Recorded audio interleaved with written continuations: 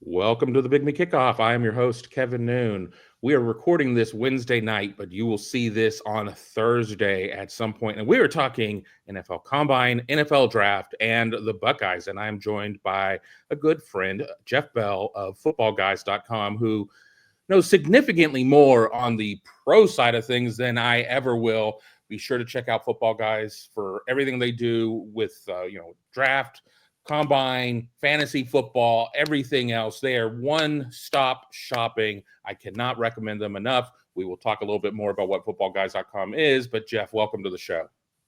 Thank you so much, Kevin. Yeah, when you reached out, I jumped at the opportunity. I was really excited to be able to get on and talk with you. I know we met last year in Canton, and so that was our first in-person meeting, but I followed you for a long time. I'm an Ohio State fan. I live in Columbus, and so your beat on the Buckeyes, I've certainly been plugged in on that, and getting this opportunity to sit down and talk is fantastic. Yeah, absolutely. I've been looking forward to it's been on my mind. I'm like, I'm going to get him on a show at some point, and you are right out of the gate. I mean, we're done with the NFL Combine at this point, so it's time.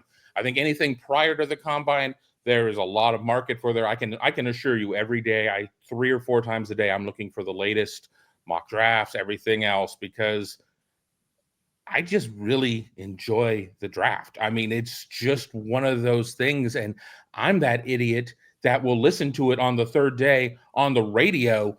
On like satellite radio, so I can avoid the TV coverage to where they don't announce the picks.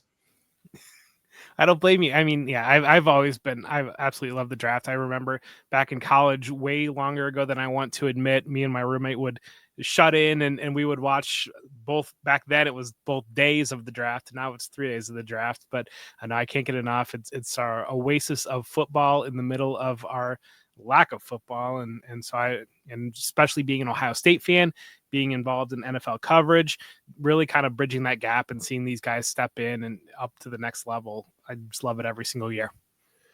We'll get into specific Ohio State in a second. I've got kind of an overriding question here. Is the NFL scouting combine as important as it once was? And hear me out here.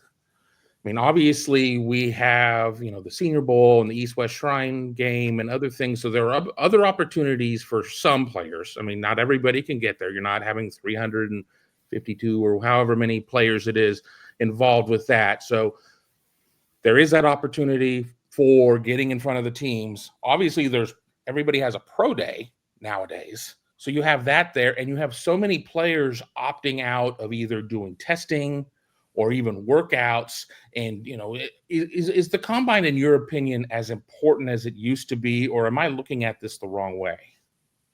So I had a musing on social media leading up to the combine that it did seem like it used to be. The combine would be kind of approach a prospect and say, we have a question about your game. The combine is their opportunity to answer that question. And now it feels like the combine is an opportunity to try to avoid that question entirely and leave it out there. So I don't know that it nearly carries the importance. You talk about players opting out in testing, and some of it too is they just have different ways of testing these players now. We have like the zebra technology, the ability to tell how many miles per hour these players are running. I mean, they've got chips and everything else in their uniform, so you're able to get a lot of that information in other ways beyond just we need to see him run in a straight line and see how fast he runs 40 yards like it used to be 10 to 15 to 20 years ago.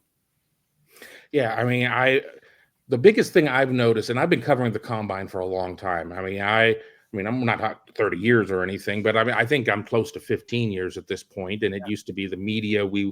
They were doing everything at Lucas Oil, and they had us in like one of the donor lounges essentially, and there were like 2 podiums and 3 podiums, and they started moving us around, and now it's at the convention center. And you better wear tennis shoes if you're in the media, because you're running all over the place and everything else. And now there is the advent of selling tickets to fans to be able to watch certain aspects of the testing or what's going on at Lucas Oil with the on-field stuff.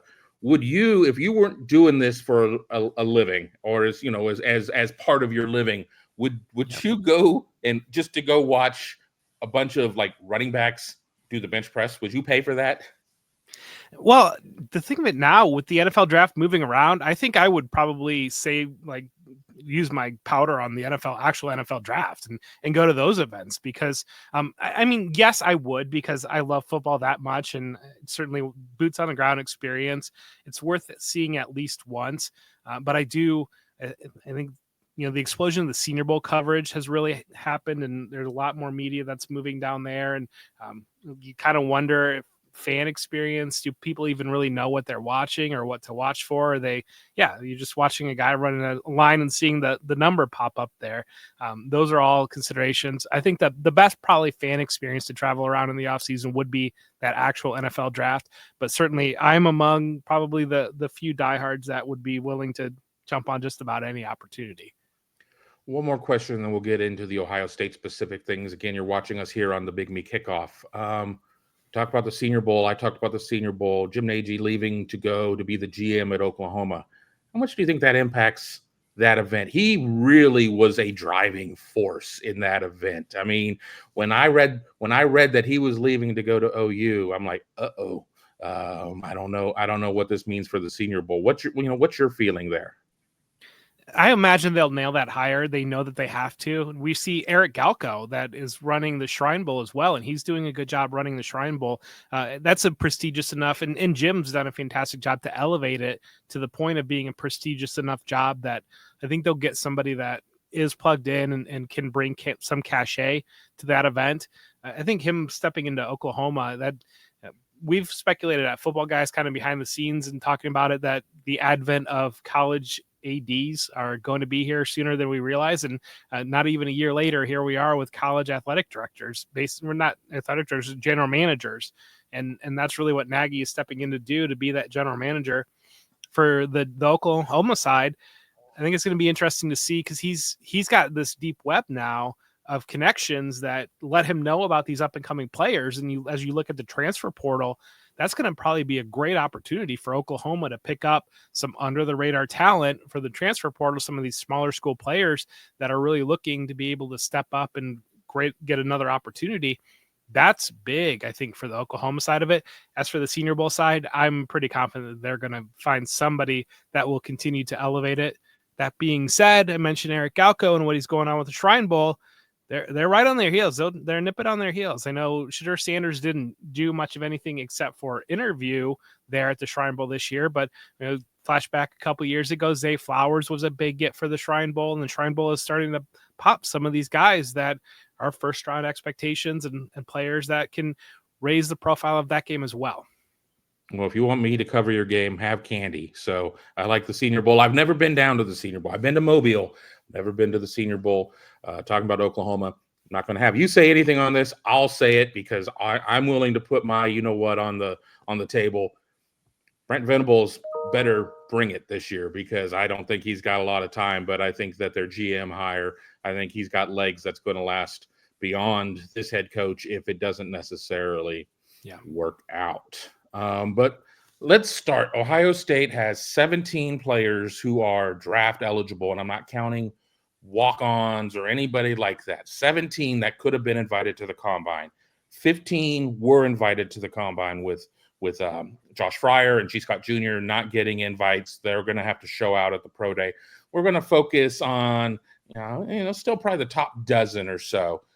And I have all of their NFL.com scores. I really go to NFL.com a lot just because I find it interesting. It's like, well, are they state media? Well, no, not exactly. I mean, because you can't necessarily be state media when you have 32 individual teams with their own draft board, their own thoughts. And I don't care if you're Charles Davis or whoever, you don't necessarily know what everybody's thinking. But who is your top rated Buckeye in this draft? Because I've seen some fluctuation out there going to various draft clearinghouses, going over to Draft Network, places like that, and looking at various metrics. It isn't necessarily agreed. And I'll just say this, that NFL.com has Donovan Jackson with a 6.40 rating on a scale of 1 to 8.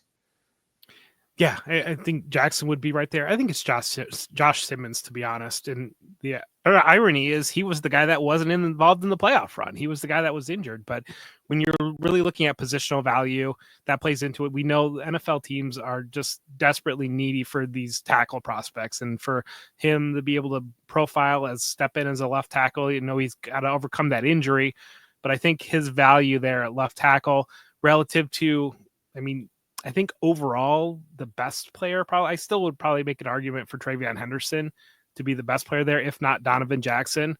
But again, a guard and a running back, if they're going to keep Jackson at guard relative to a left tackle or even a Emeka Egbuka at wide receiver, that's just, we see a massive difference in positional value when it comes to the NFL draft.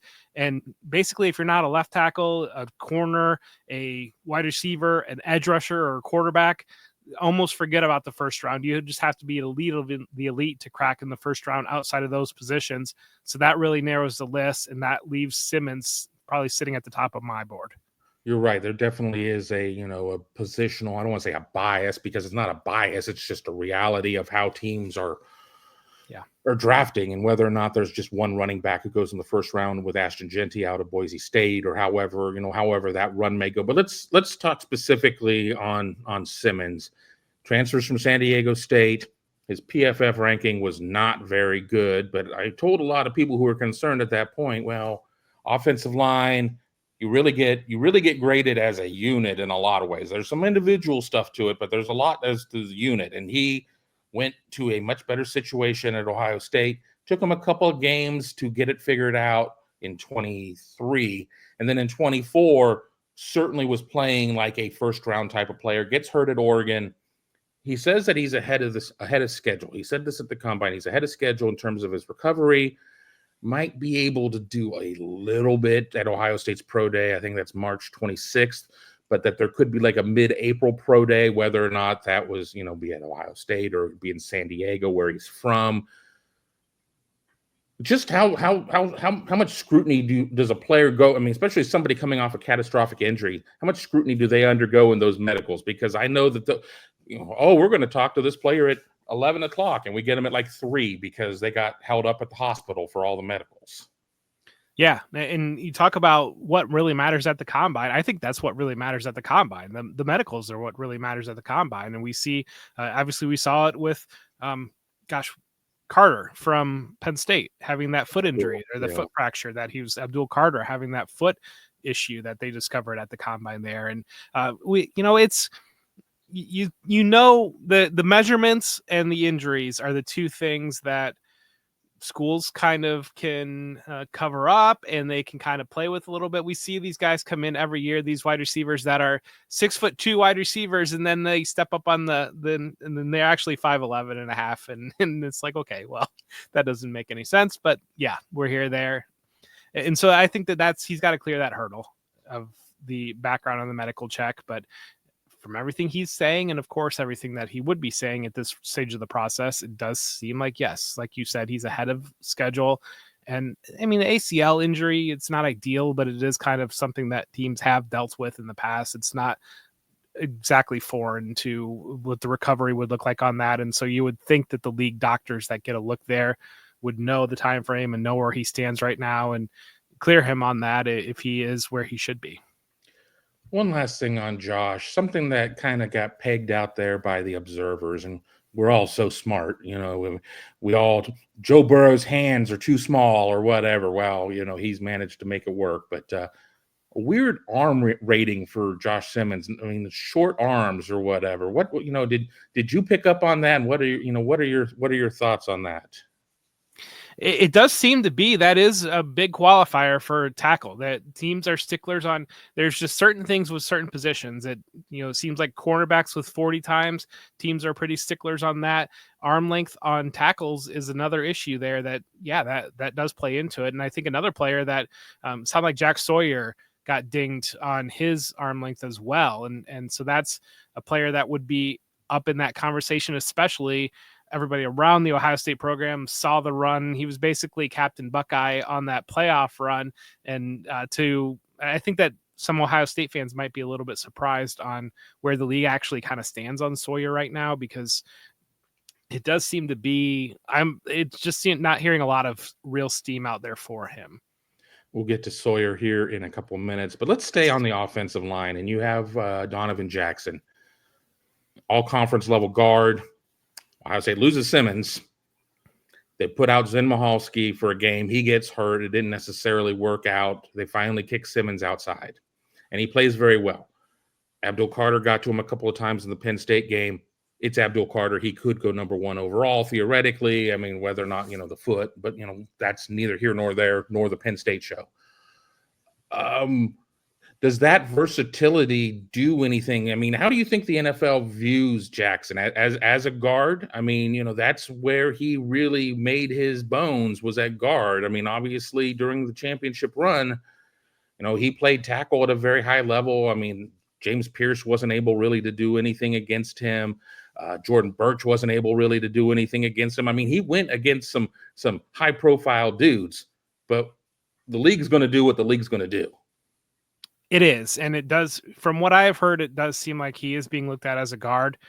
You would think, given the value of tackle, if you think that he can play tackle, you put him out there as a tackle. And I know that you can see me behind me, I'm a Bills fan. I flashback to, I think it was Deion Dawkins when he was drafted. Teams viewed him as he was going to be a guard, and he came in and just locked it down at the left tackle position, and he's been a franchise stalwart there. It just, the value of that left tackle far exceeds what you can get out of a guard. Even we've seen the value of guard rise lately because teams are so focused on creating that interior pressure, and players like Chris Jones and Jalen Carter that can blow up the middle of offenses. And especially with these quick hitting offenses, getting pressure up the interior has raised the value of the guard position.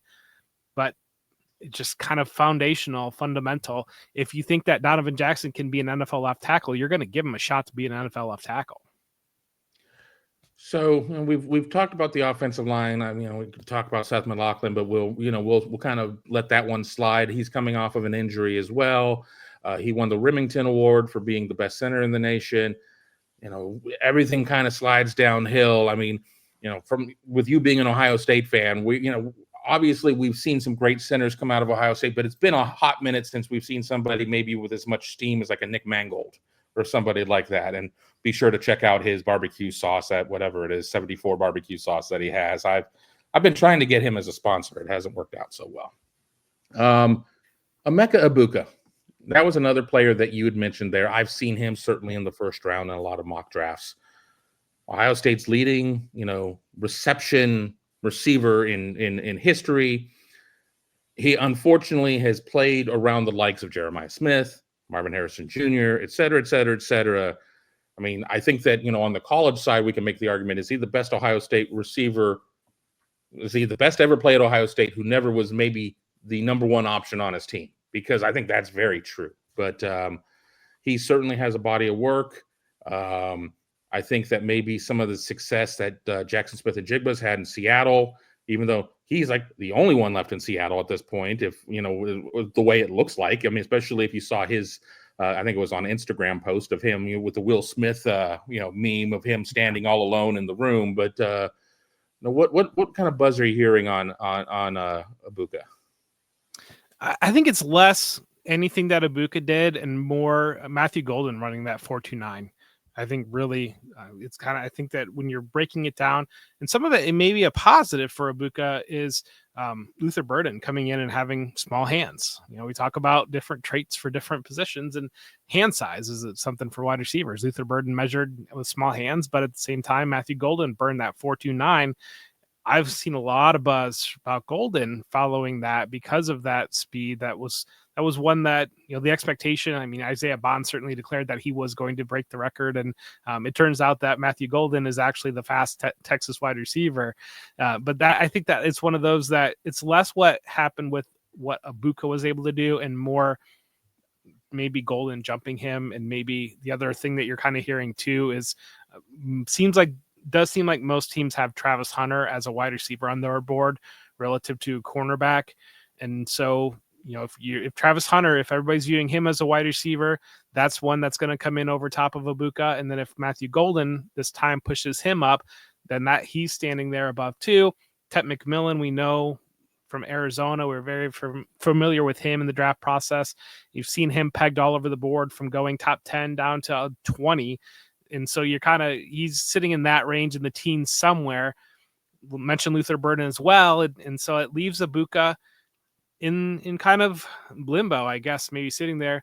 Now, that being said, I think that Emeka Ibuka is a Pittsburgh Steeler, like, to the core. Like, it is out of central casting of if you need a Pittsburgh Steelers wide receiver. And I mean, given what they saw with George Pickens, maybe they do need a Pittsburgh Steelers wide receiver. But Ibuka is the type of player that just can do that dirty work, and it would be that guy that you think flashback to Hines Ward and kind of crack black blocks that used to be legal, those types of things. I feel like Ibuka's got that within his wheelhouse.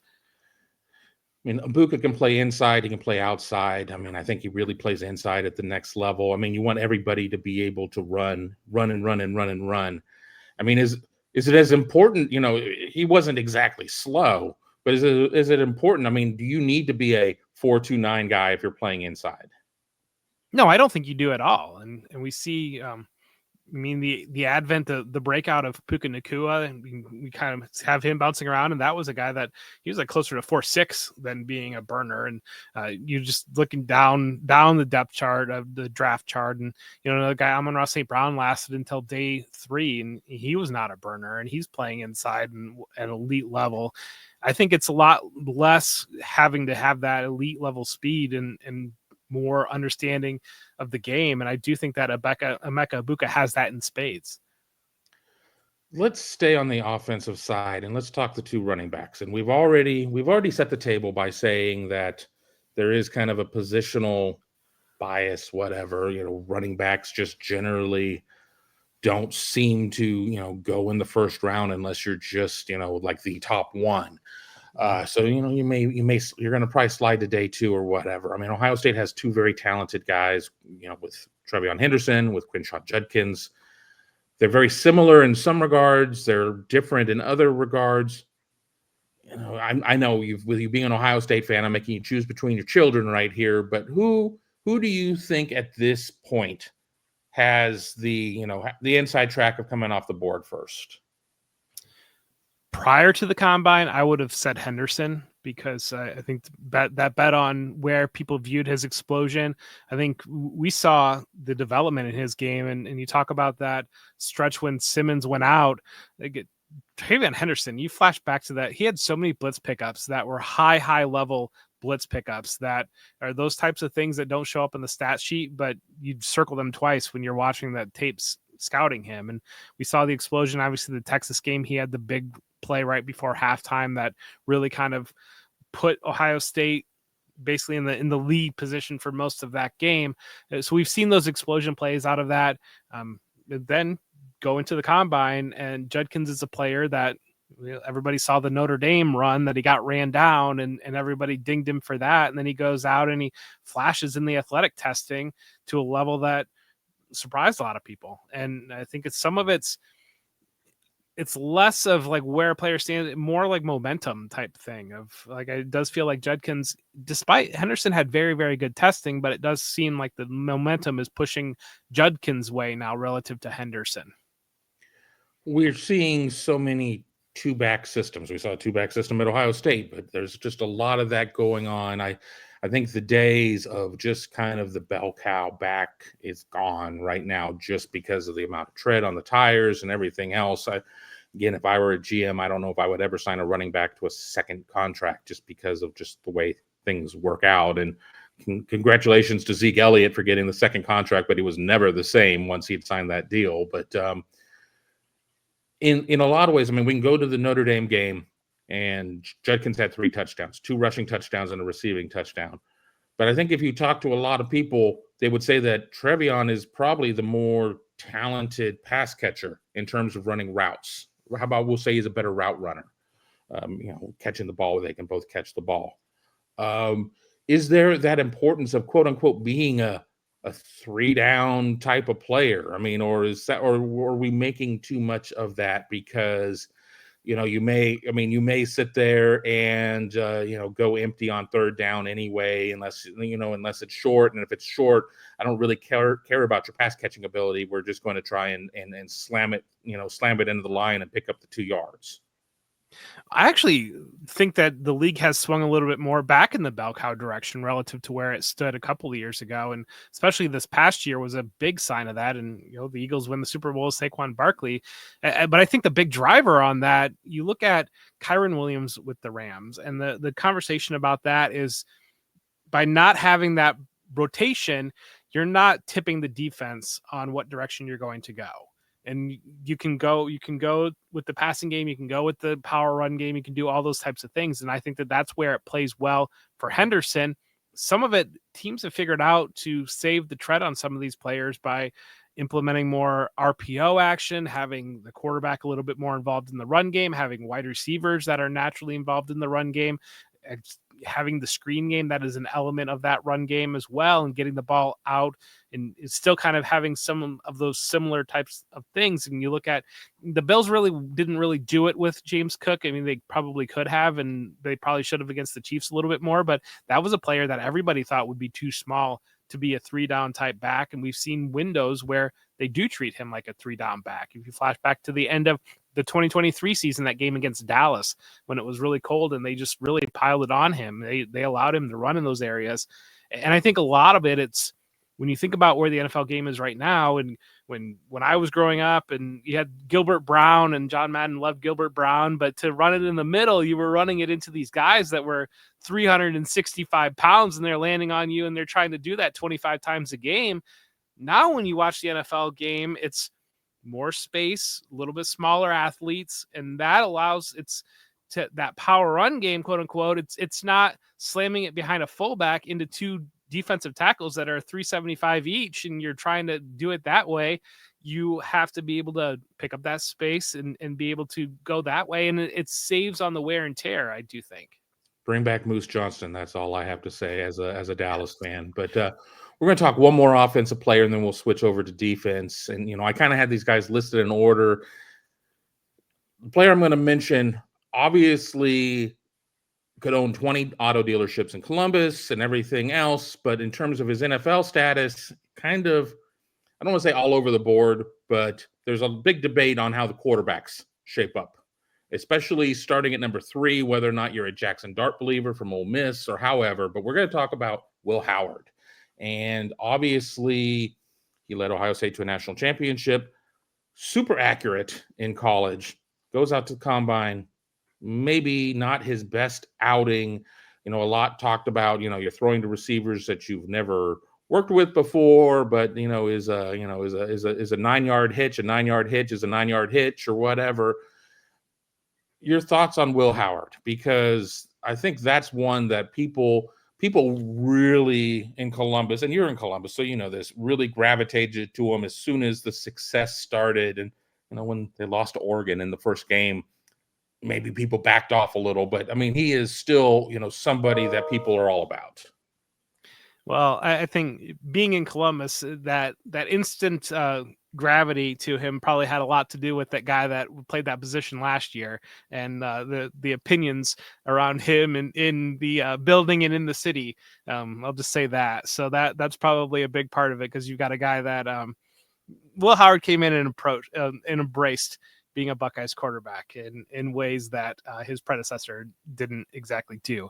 But I think it's fascinating, because I saw Daniel Jeremiah from NFL. We talk about NFL.com. Daniel Jeremiah is one of my favorite people to follow with the draft. And he, just on a physical comparison, compared Will Howard and Nick Foles.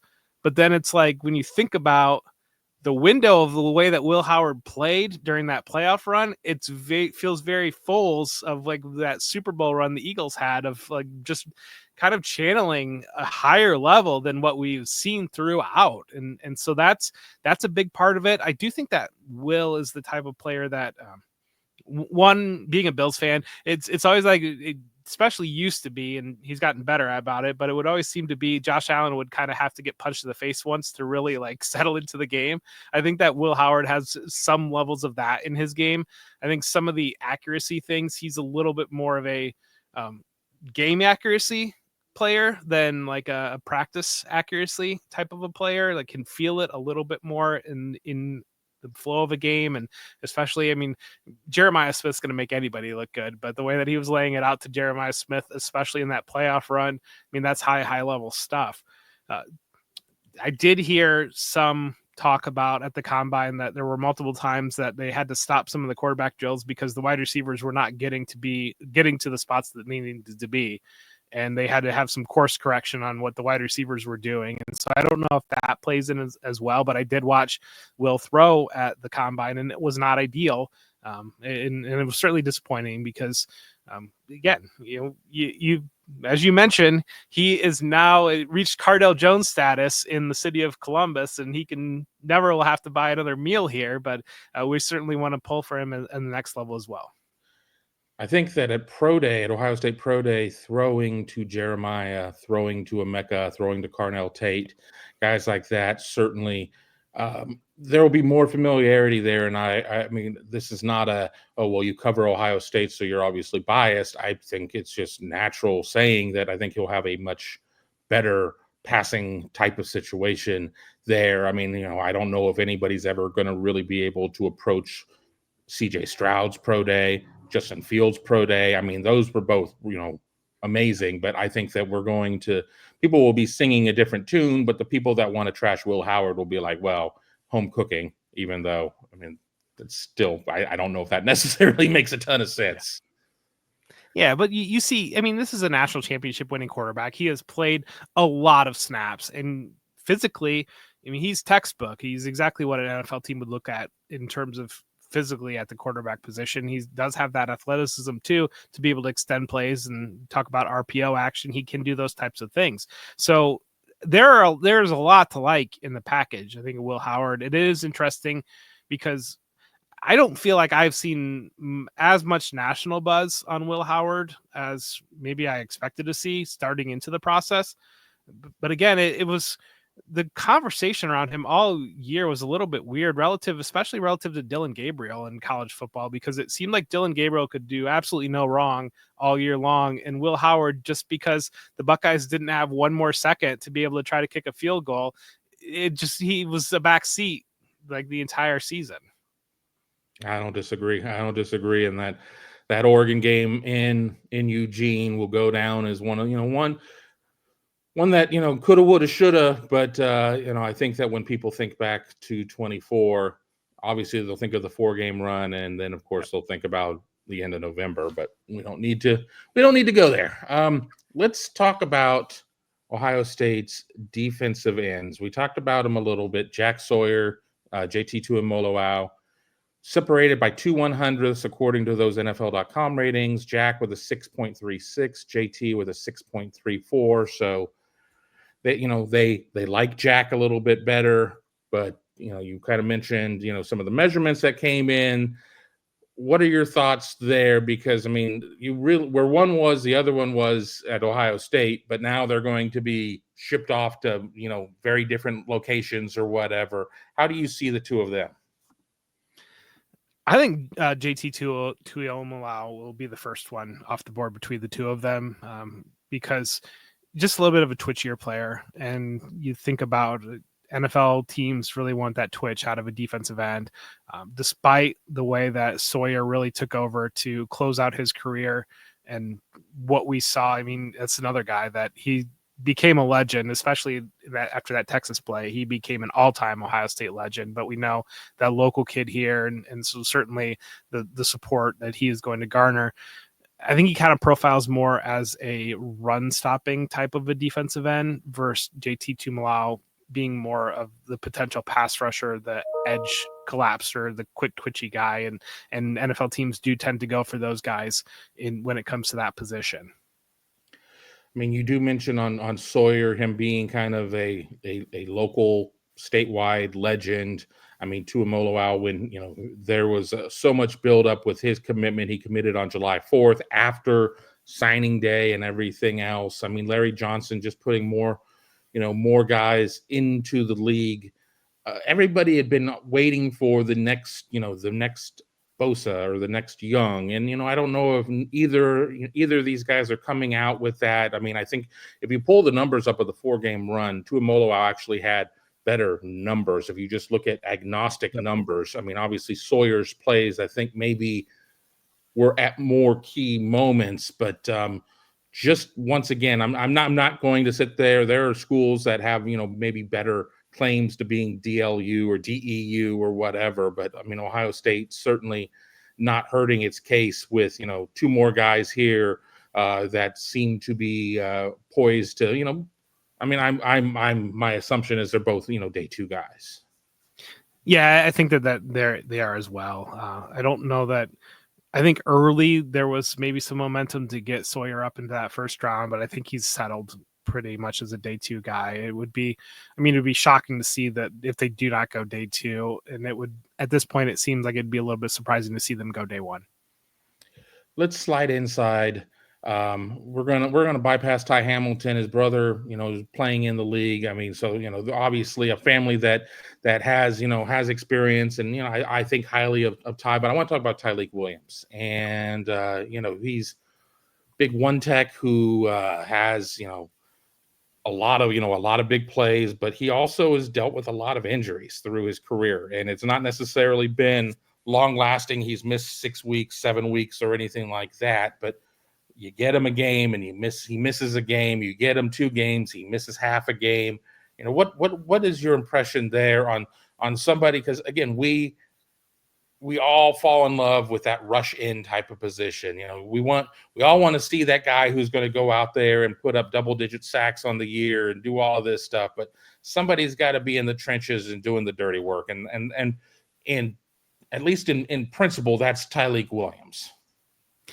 Yeah, I think that, talk about the value of a defensive tackle relative to an edge rusher. I think that's the biggest differentiator right now between these 3 players, between the 2 ends and Tyleik Williams. I think that if you stack them up prospect by prospect, Tyleik Williams has as good an argument to be the best prospect out of the bunch of the 3 of them. And it does seem like there's a lot of excitement as well on him. I think you're going to see all these guys. They all seem like not only day 2, round 2 picks. Early round 3, probably at the very latest, but it's talking about all these guys. It's just Ryan Day had talked about after they completed the game, the ability to tell a story now. And it's as you run through and do a show like this and look at this list, you realize how special it was to be able to have all these guys like on this team this past year, and grateful that they were able to finish that off. Yeah, and I'd love to be able to talk about everybody, but I also don't want to talk about guys that are sitting there kind of in the 6th round, 7th round range. I mean, so let's jump to the secondary and talk Lathan Ransom. I think he was a huge difference maker in 24 for Ohio State. He had dealt with some injuries late in the season, earlier in his career. We can go back to the play that really set up Jack Sawyer's scoop and score. It was Caleb Downs, who was not draft eligible yet, thank God for Ohio State fans, who came in and blew the play up. And then it was Ransom that came in along with Davison Igbinosun, who made the hit and dropped him for whatever it was, a 7-yard loss. Lathan Ransom is somebody, NFL.com had him in like 6'2" or something. I'd already kind of taken him off my page as I'm keeping track of my list. But where does he kind of fit into the mix as we're kind of sliding a little bit further down the rounds right now? Yeah, and when you really look at the safety position, especially to get early, I don't know that he's got the athletic profile to get up there. And the other thing too is one of the things, probably the way that the defense was structured, we didn't see these guys make a lot of plays on the ball.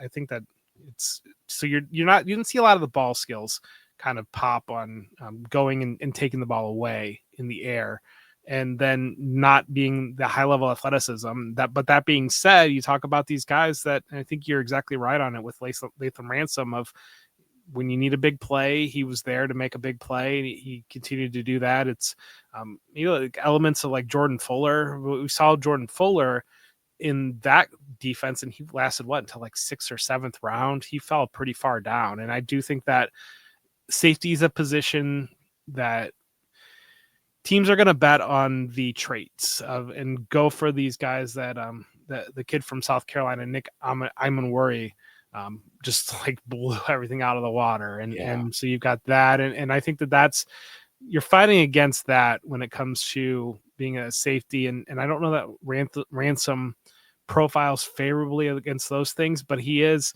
exactly the type of high IQ level football player and has made big plays that I think that you can see him being a part of an NFL defense.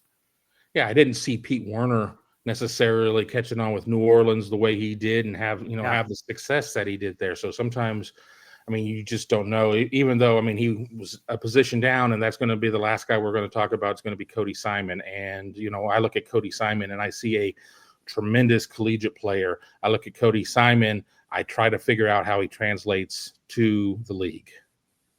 Yeah, and that's another one of, it's just got to be speed when it comes to these off-ball linebackers, because ideally teams want to run, basically they want to run nickel or some element of nickel, and that profiles well for Ransom, but it doesn't necessarily profile well for Simon, and so that's, you just have to be these guys that can play out in space. And you look at the Bills defense having Terrell Bernard and Matt Milano as the two linebackers, and both of those guys are excellent in the ability to cover a lot of space.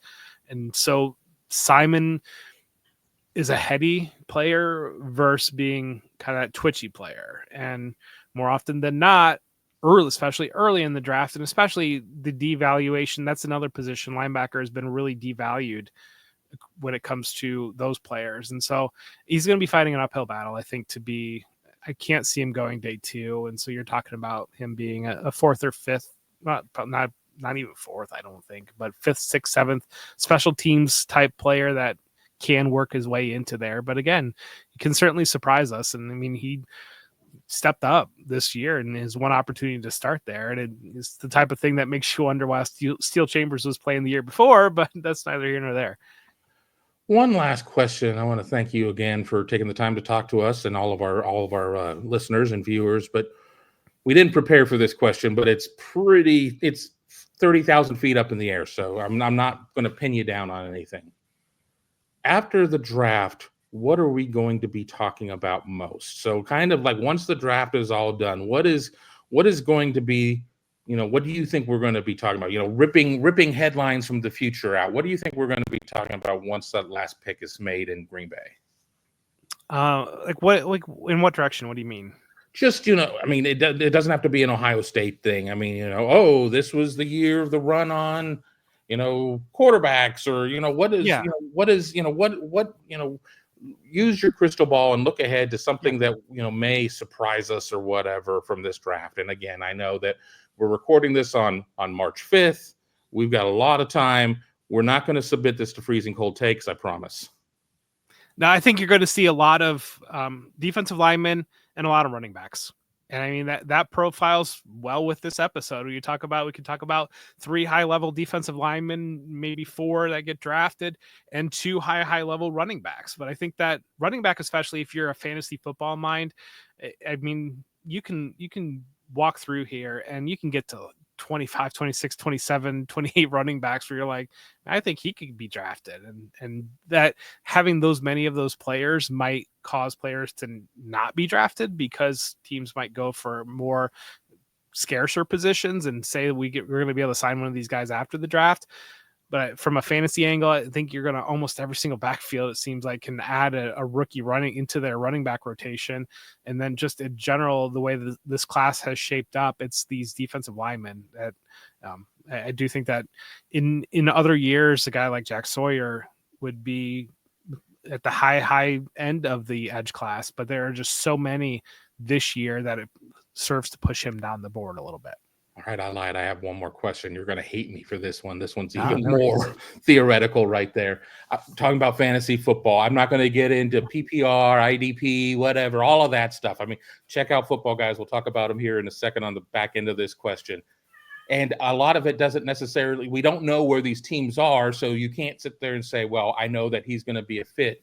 Just looking at all these guys from the top down, if you had to take one of the Ohio State draft eligible guys blindly and say, I'm just going to take him in my keeper league, who are you taking? Right now, Judkins.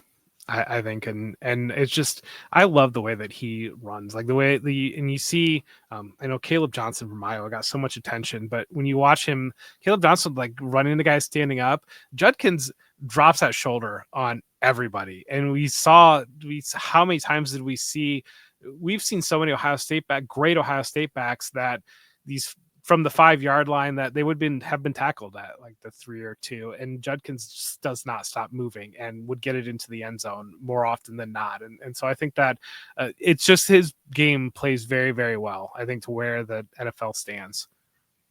Well, there you go with all that. Now let's talk a little bit about Football Guys for everybody who's not familiar with it. I mean, obviously it is footballguys.com. What are you guys working on there? Just give everybody kind of an overview just so we can get all of our great viewers and listeners to check you guys out. Yeah, obviously we are a fantasy football company. We're based on, especially during the season, we are hammering the fantasy angle very, very hard. The off season, we did a rookie guide that I'm one of the lead contributors to that. And that's really fantasy focused, but it's all the rookies that you could ever think about drafting in your dynasty league. And so in Dynasty League, if you're not familiar with Dynasty, that's kind of ongoing. You have a deeper roster. You keep that same team year over year. So right now we're focused on that rookie content, those players that are coming into the league, a lot of the players that we talked about tonight, looking forward at free agency, and then kind of building out your numbers projections off of the movement that is caused by the draft, caused by free agency, caused by changes of coaching. That's our focus in this window that we're in right now. And then that kind of steps into during the summer, we try to pick up everything we can from training camps. We have multiple teams that we cover, and we cover all 32 teams. But like for me personally, I cover every Rams practice. I'm reading the notes and the reporting on, and every Chargers and every Falcons as well. And I've done that for multiple years now, gotten to know the beat writers around those. And so basically just picking out those fantasy nuggets from those practices. And so we're doing that, and we're really just trying to educate you for your fantasy football season to get your draft ready. We have all the rankings that you could ever need for that. Whatever scenarios you want to run. And we are doing, we do podcasts, we've got articles, we got all kinds of stuff that is whatever you might want. So there you go. And sounds like we're going to have Jeff on closer to the season as well. No promises, I may re-enter the world of fantasy football. I was at the Fantasy Football Expo last year, felt really motivated, but it was also like July. And I'm like, just too damn late to try and get involved in this. But I may do it this year. Check them out at footballguys.com. Just so much great content over there. And if you ever see me out in the wild with one of my bags, with one of my hard cases, I do have a Football Guys sticker on there that I won for shooting like little Nerf basketballs at the expo as part of my prize. So just let me know, Kevin. I can get you how many stickers you need. So there you go. Happy to be here. Thank you so much for your time. I really do appreciate it. Absolutely. And I want to thank you for your time. And I want to thank everybody for checking us out here on the Big Me Kickoff. A rare show where we bring a guest on. I generally just like listening to myself talk, but I couldn't do it without Jeff Bell of footballguys.com helping us out here. So until we get back together here on Friday, it sounds like, for a live show after we get a chance to hopefully talk to some of the assistant coaches at Ohio State, have a great day, and we will talk to you very soon.